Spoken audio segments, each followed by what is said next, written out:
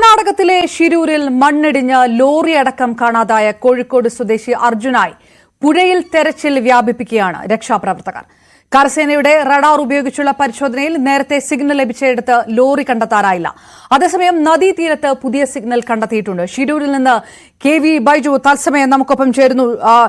ബൈജു, 7ാം ദിവസവും അവസാനിക്കുന്നു, തെരച്ചിൽ 7ാം നാളും അവസാനിക്കുമ്പോൾ മണ്ണിനടിയിൽ ലോറി ഇല്ല എന്നുള്ള സ്ഥിരീകരണം വരുന്നു. അത് ഔദ്യോഗികമായി തന്നെ സ്ഥിരീകരിച്ചിരിക്കുകയാണോ? നദിക്കരയിൽ നിന്ന് ലഭിച്ചിരിക്കുന്ന സിഗ്നൽ എത്രത്തോളം പ്രതീക്ഷ നൽകുന്നുണ്ട്?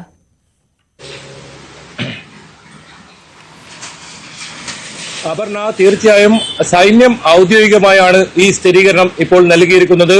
കരയിലെ പരിശോധന പൂർത്തിയായിരിക്കുന്നു. ഇനി നദിയിലാണ്, ഈ പുഴക്ക് അരികിൽ ഇത്തരത്തിൽ വലിയ തോതിലുള്ള മണ്ണിടിഞ്ഞു വീണിട്ടുണ്ട്. ഈ മണ്ണ് മുഴുവൻ ഇനി നീക്കം ചെയ്യേണ്ടതുണ്ട്. ഇതിനകത്തായിരിക്കും ഈ ലോറി ഉൾപ്പെടെ അർജുനും ഉള്ളത് എന്ന നിഗമനത്തിൽ തന്നെയാണ് സൈന്യമുള്ളത്. ഏതായാലും റഡാർ പരിശോധന ഇന്ന് നദിക്കരയിൽ നടത്തിയപ്പോൾ 2 ഇടത്താണ് ഇപ്പോൾ സിഗ്നൽ ലഭിച്ചിരിക്കുന്നത്. ആ 2 ഇടങ്ങളിൽ ആയിരിക്കും നാളെ രാവിലെ മുതൽ ഇത്തരത്തിൽ പരിശോധന ആരംഭിക്കുക. ഏകദേശം ഇന്ന് NDRFന്റെയും SDRFന്റെയും പോലീസിന്റെയും ഒക്കെ സംഘം ഇവിടെ നിന്നും ഇപ്പോൾ മടങ്ങിപ്പോകുന്ന കാഴ്ചയാണ് അല്പസമയം മുമ്പ് നമുക്ക് കണ്ടത്. ഏകദേശം രക്ഷാപ്രവർത്തനം ഇന്ന് അവസാനിപ്പിച്ച മട്ടാണ്. ഏതായാലും 7 മണിയോടുകൂടി ഇന്നത്തെ രക്ഷാപ്രവർത്തനം പൂർണ്ണമായും അവസാനിപ്പിക്കുമെന്നാണ് അറിയാൻ സാധിക്കുന്നത്. എന്തായാലും രഞ്ജിത്ത് ഉൾപ്പെടെയുള്ള നമ്മുടെ കേരളത്തിൽ നിന്നുള്ള നിരവധി പേർ ഇത്തരത്തിൽ രക്ഷാപ്രവർത്തനത്തിന് ഇന്ന് പങ്കാളികളായിരുന്നു. അവരെല്ലാം ഇന്ന് കൈയും മെയ്യും മറന്ന് ഇത്തരത്തിൽ അവസാനമായ പ്രതീക്ഷയുമായി രഞ്ജിത്തിനായി ഈ മലയുടെ താഴ്വാരത്തിലുള്ള മണ്ണുകൾ മുഴുവൻ ഇന്ന് നീക്കം ചെയ്തു. സൈന്യം എത്തിയതോടുകൂടിയാണ് ഈ തെരച്ചിൽ ഊർജിതമായത്. എന്തായാലും അപർണ സൂചിപ്പിച്ചതുപോലെ തന്നെ 7 ദിവസം വേണ്ടി വന്നു. കരയിൽ അർജുന്റെ ലോറിയോ മറ്റ് ഈ നാട്ടുകാരായ 2 പേരോ അവരുടെ എന്തെങ്കിലും തരത്തിലുള്ള കണ്ടെത്താൻ കഴിഞ്ഞിട്ടില്ല. അത് 7 ദിവസം വേണ്ടി വന്നു. അതിനൊരു സ്ഥിരീകരണത്തിന് സൈന്യം എത്തേണ്ടി വന്നു. എന്തായാലും നാളെ ഈ നാവികസേനയുടെ പ്രത്യേക സംവിധാനങ്ങൾ നാളെ ഉണ്ടാകും.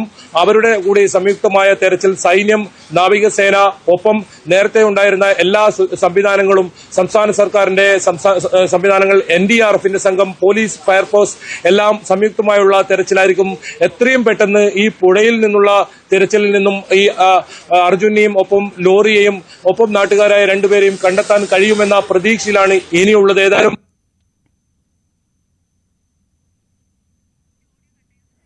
KV ബൈജു വിവരങ്ങൾ നൽകുന്നത്. ഏതായാലും മണ്ണിടിച്ചിലുണ്ടായ പ്രദേശത്തെ 90% മണ്ണ് നീക്കിയിട്ടും അർജുനെയും ലോറിയും കണ്ടെത്താൻ കഴിയാത്തതോടെ ലോറി കരയിലില്ല എന്ന നിഗമനത്തിലേക്ക് കർണാടക ദൌത്യസംഘം എത്തിയിരിക്കുന്നു. KV ബൈജു, വീണ്ടും ഇതിനകത്ത് ലോറി ഉടമ മനാഫ് ആവർത്തിക്കുന്നത് ലോറി നിർത്തിയിടന്ന് നീങ്ങിപ്പോയിട്ടില്ല എന്നുള്ളൊരു നിലപാടുണ്ട്. 400-ലധികം തടികൾ ഉണ്ടായിരുന്ന ഒരു ലോറിയാണ് ഇത്. നദിയിൽ ലോറി വീണിരുന്നെങ്കിൽ കയർ പൊട്ടിയേനെ, തടി കഷ്ണങ്ങൾ വെള്ളത്തിലൊഴുകിയേനെ. ഈ ഇത്രയും മണിക്കൂറുകൾ നേരത്തെ അല്ലെങ്കിൽ ദിവസങ്ങൾ നീണ്ട പരിശോധനയിൽ ഒരു തടിക്കഷ്ണം പോലും ഇതുവരെയും കണ്ടെത്താൻ കഴിഞ്ഞിട്ടില്ല. അതുകൊണ്ട് തന്നെ നദിയിൽ വീണയാണെങ്കിൽ തന്നെ അതെങ്ങനെയാണ്, അതേത് തരത്തിലാണ്, അർജുനും ലോറിയും എവിടെ? ആ ചോദ്യം കൂടുതൽ സങ്കീർണമാകുന്ന ഒരു നിമിഷത്തിലേക്കൊക്കെ കടക്കുകയാണോ ഇപ്പോൾ?